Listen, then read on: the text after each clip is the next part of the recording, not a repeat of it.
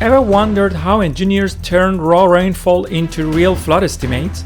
In this tutorial, I will show you step by step how to calculate rainfall excess using the ARR Data Hub, exploring initial and continuing losses plus temporal patterns. Whether you are a student, researcher, or a professional, this tutorial will help you to better understand the simulation of rainfall runoff process in commercial hydrological models. Let's dive into it. Welcome to ARR Data Hub. I'm Amin Talay, and together we will explore water and climate solutions that shape our future. Stay with me.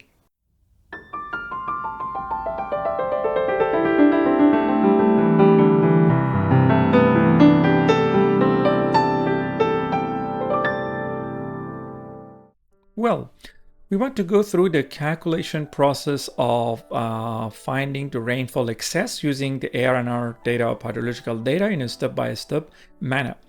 The first thing we want to discuss is about the rainfall excess. So in general, if we look into a simplified water budget equation for a given catchment and storm, we can write this equation as precipitation equal to runoff plus losses plus delta S, which represents the changes in the storage within the catchment. So the water budget equation is related or comes from the mass conservation law in physics. So if you look into the runoff for event-based rainfall runoff modeling, we also call this as rainfall excess or effective rainfall. And that basically represents that portion of rain that runs over the surfaces. So in order to better understand the process, we also need to go through the hydrological losses. This lumped term that we use as rainfall loss represents several physical processes. And of course, these processes relying on several factors, and their influence in that overall loss could be varying depending on the situation. So the parameters that are quite important in the value of that loss are the storm characteristics, the land use of the catchment, soil type, and also antecedent conditions. For example, when was the last time that rain happens in that catchment? And if we have the current rain after a long dry period, then of course the characteristic of loss will be totally different with the case that the rainfall happens immediately after another one. So if you look at these important processes that we want to consider as loss, 4 physical processes are going to be very important. The first one is interception, the second one is depression storage, the third one is infiltration, and the last one is evapotranspiration. And now we want to go through each of them that are schematically shown here to better understand what is the impact of them in that overall hydrological loss. If you start with interception, basically that is the portion of the precipitation that is caught and held on the surfaces of vegetations. For example, leaves, branches, and other parts of the vegetations. Basically, they can hold some portion of rain, and most of the time that stays there until it gets evaporated, or in some occasions, if the rainfall intensity is relatively high, they may drop down and reach the surfaces. So basically, the parameters that are going to influence this interception are vegetation type and intensity, density, and also the storm characteristic. As I mentioned, for example, intensity of rain can be an important factor. For example, if rainfall intensity is relatively low, this interception is going to be much significant compared to the case that the rainfall intensity is high. But overall, the share of this interception in the overall hydrological loss is not very significant, and generally we are having the typical values of 0.5 to 1.5 mm for the overall rainfall event that we have. The second one is depression storage. This one is basically that part of the rain which is going to be trapped in natural depressions on the surface. Any kind of irregularities or paddles, any kind of potential surface depressions that can hold water. And of course, parameters that can influence that are the land use and surface cover, and also a slope. So generally we expect that the flat surfaces can have a higher depression storage compared to the steep one. And the typical values for this depression storage, as I said, depends on the slope a lot. For example, the typical values for a steep surface is about like 0.5 mm, which is really insignificant. But when it goes to the flat surfaces, it can go up to 8 mm, which is relatively good and significant. The third one is infiltration, and that's basically the part of rain that has already reached the surface and now it starts to penetrate to the ground, or in other words, go through the infiltration process and reach the groundwater, or just become a soil moisture. So the parameters that can influence that is, of course, the soil characteristics, for example, grain size. So soil particles that are coarse generally can have a higher infiltration rate compared to the soil material with a smaller grain size. Antecedent soil moisture is important, as mentioned earlier. For example, if we are looking at a rainfall event immediately after a dry period, that the soil is basically very dry, then the infiltration perhaps at the beginning of the rain could be relatively high. The land cover is also important, and of course rainfall intensity. So the last one is evapotranspiration, and this one is a combined process of direct evaporation of water from surfaces and also transpiration, which is part of the basically living mechanism of vegetations and plants. And we generally sum these two physical parameters together and we call it evapotranspiration. That can be significant if you want to look into their share in the overall hydrological loss. It could be relatively high, and we know that basically this process of evapotranspiration has a couple of important influencing factors like temperature, relative humidity, solar radiation, and of course wind speed. So putting all these four together, we generally consider what we call as loss, and we can use that when we want to look into the rainfall runoff process and just estimate how much of rain can become runoff, as we stated at the very beginning of this session. So there are several ways to somehow theoretically represent this loss, and that's what we call them loss models. In general, we can categorize them into three main families: the empirical models like SCS curve number and Horton's formula, the lumped conceptual models like the initial loss, continuous loss, that we are going to discuss in this session as the one that is going to be used for us, and also the physically based models like Green-Amped method.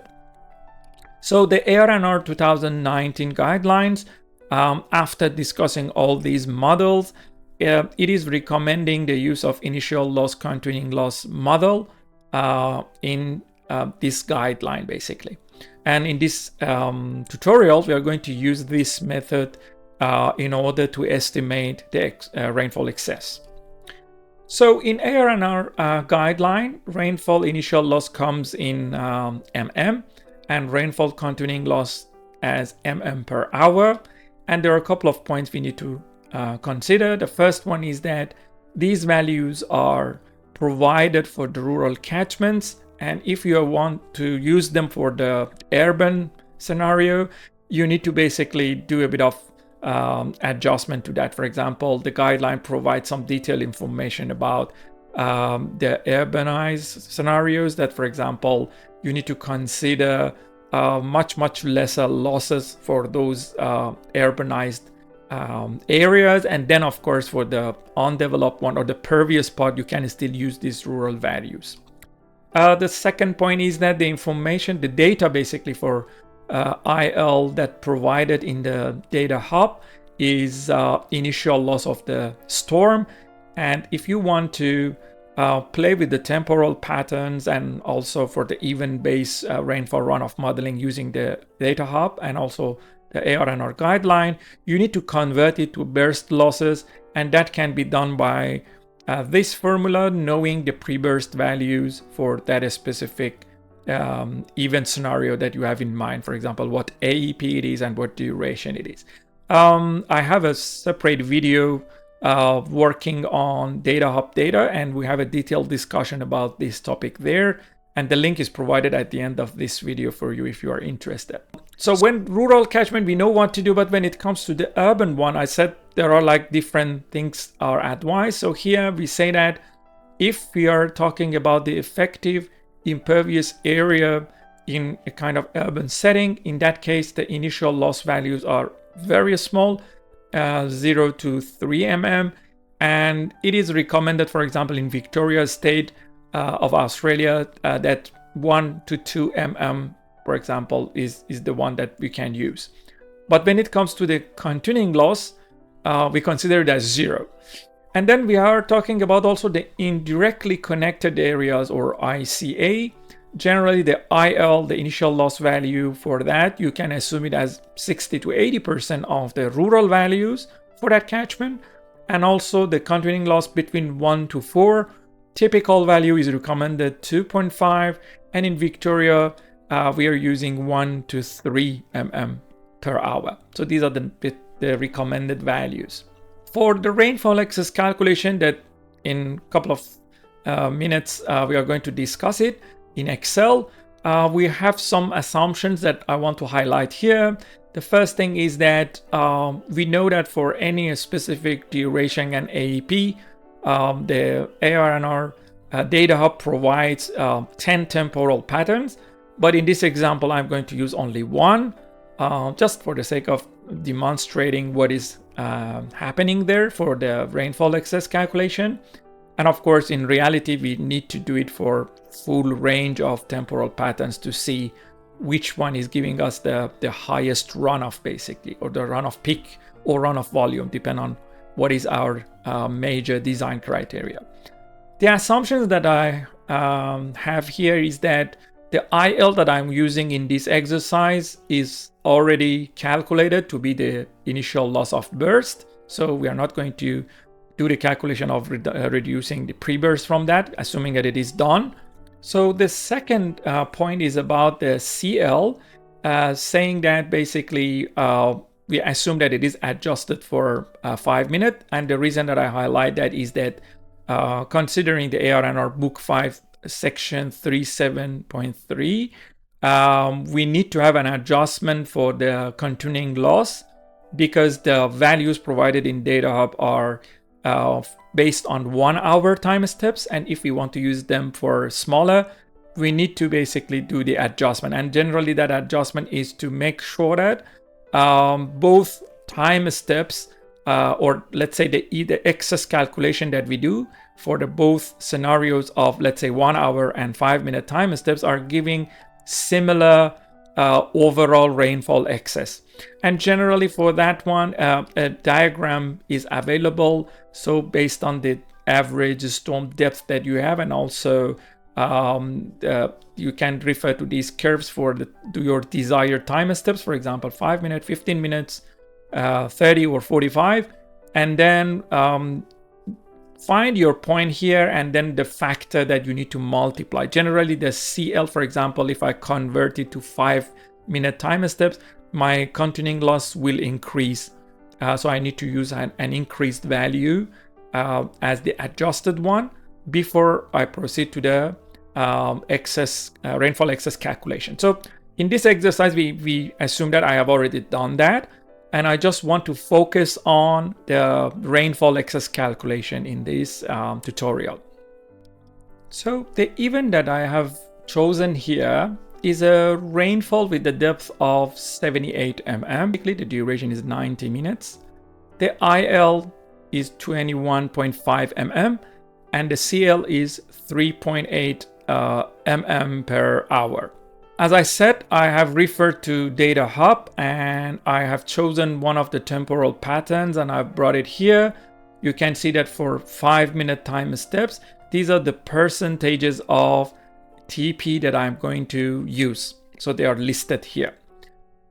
And the target here is the rainfall excess. So I want to know, after deducting all the losses, how much runoff I get for this rainfall event.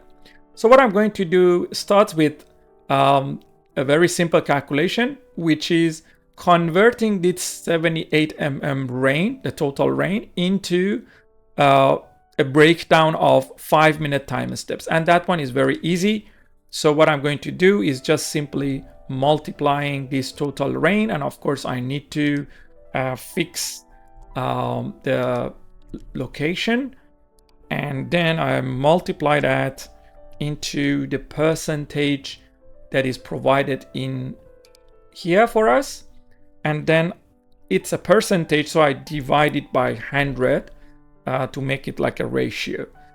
And then the number that I get is the amount of rain within that 5-minute time step. And of course, I can drag it down all the way to just get the rainfall values. Just a quick check for myself to understand whether I've done the right thing or not. If I sum up all these numbers, by right, I should get the same 78 that I had originally. And as you can see, it is correct. So basically, it's still the same amount of rain, just distributed over 5-minute time steps. And that's what we call temporal pattern.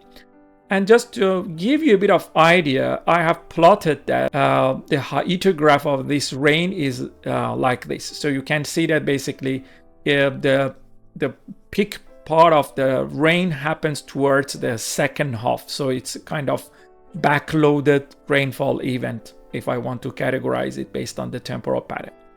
Okay, so I come back here. The next thing is the cumulative rain. I just calculated for myself. So the first time step is same. The second time step is going to be the previous one plus the next one. And if I drag it down, it gives me the cumulative rain. And again, as usual, the last one should be the total 78. Okay, then we have the remaining IL. Okay, I start with the overall initial loss in my calculation. And here I'm doing a manual calculation just for the sake of understanding what is happening in, for example, hydrological models. But of course, if you are an Excel expert, you can come up with some formulas, generally if formulas, in order to later have your rainfall excess calculation in a more automated version. But here, the target is basically to understand what is happening. What is the process of this fulfilling initial loss and then continuing loss. Okay, so my initial loss value in the first time step is the whole 21.5. And then the next cell asks what amount or how much of this rain in this time step is going to be contributed to the loss. As you can see, the rain that I have is only 3.23. It is much smaller than the total loss, and that's why the whole value is going to be consumed. So my whole rain will be eaten up by the initial loss. And then the question is, rainfall after initial loss? Practically nothing. We have lost the whole thing. And since we have lost the whole thing, continuing loss cannot do anything. And there is no rainfall excess. And there is no cumulative rainfall excess. I go to the next time step. So here I need to know how much of my initial rain has been remained. So this is very simple. I originally had 21.1, and the amount that is already utilized is the previous rain that applied to the initial loss. And that's what I get, 18.27. And now I'm ready to start the second time step. The second time step is 3.33. Again, much smaller than 18. I'm going to basically lose the whole thing like last time. So rain 0, similar 0, 0, 0. Nothing happens here. So basically I can repeat this process, but what I want to show you is that, of course, it's a manual, but we can do a bit of like shortcut. I can drag this down the way that I have done it by the using the cells. I can continue dragging down until I reach a negative number in the IL, and I notice that, okay, this last row basically is going beyond the capacity of the initial loss that I had. So basically this is wrong. I remove it and I revise this part. So let's see what we had last time. In this time step, which is 25 to 30, after contributing 3.11 to the rain and consuming that rain, basically, the leftover of the initial loss for me is 2.9.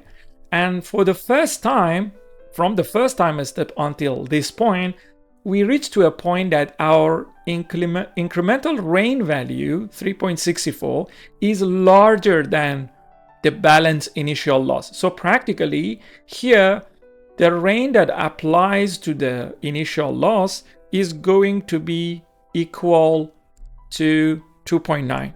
Or in other words, it could be basically this one.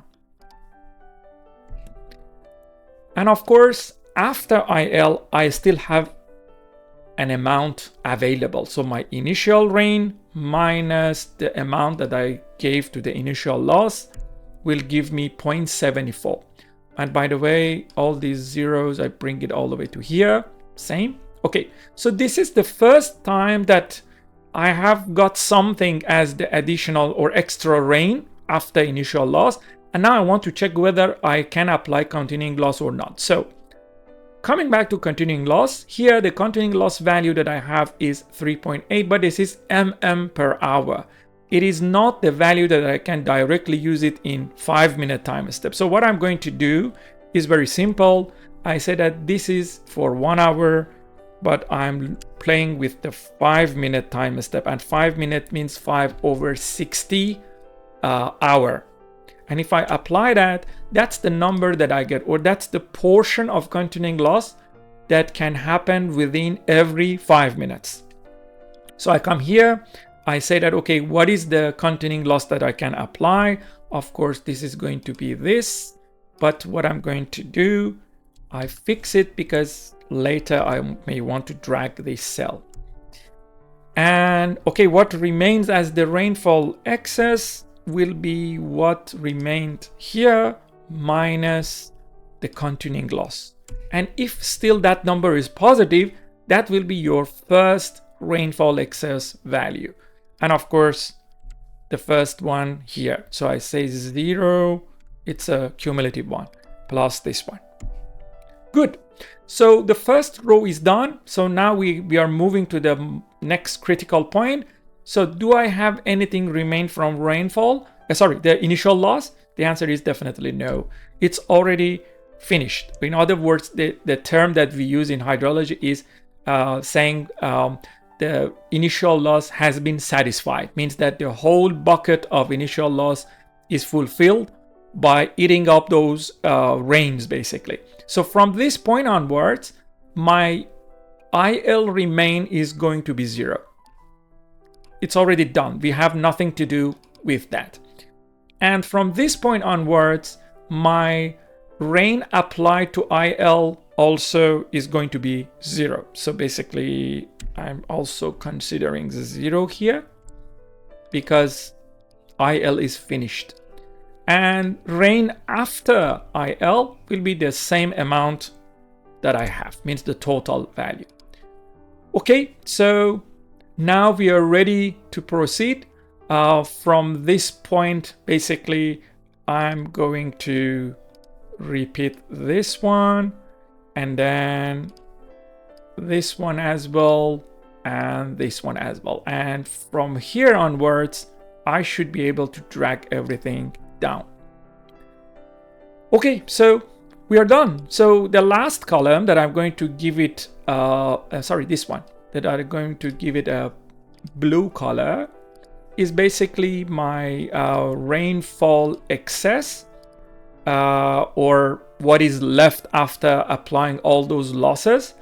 And the last column, of course, is the cumulative one. It's good to compare. So out of 78 mm total rain, what remains for us is 52.7. And the difference between these two is basically what is lost. And if I plot it, which I have already done that, I bring it up here so you can see it. This is the diagram of rainfall loss. So if you compare, you can see that the beginning of the rainfall excess was 0. As you remember, here we didn't have any values, all eaten up. So we have zeros, and only around 30 minutes after that 1.5 hour rain, in the time step that starts from 30 minutes to 35, we start to get some runoff. So that's the beginning of the runoff. And after that, you can see that basically the columns that we have are generally very similar, following the same trends of the remaining ones. But of course, they are slightly lower because the only thing that has been applied to them are the continuing loss, which is small. So that one, for example, the peak that here we have, if I click on it, this peak is 6.83, but this peak is basically 6.508. So you can see that the difference, of course, is that balance of 0.31 continuing loss that we have. So in this way, you can see that we can generally find a rainfall excess. As I mentioned, in Excel, you can come up with some nice formulas that actually does this manual calculation that I did in a more automated way. And of course, in hydrological models, this process exactly has been implemented. So with this, we learn how to calculate the rainfall excess using initial loss and continuing loss provided to us. If you found this video insightful, please like, share, and subscribe for more deep dives into water engineering and environmental solutions.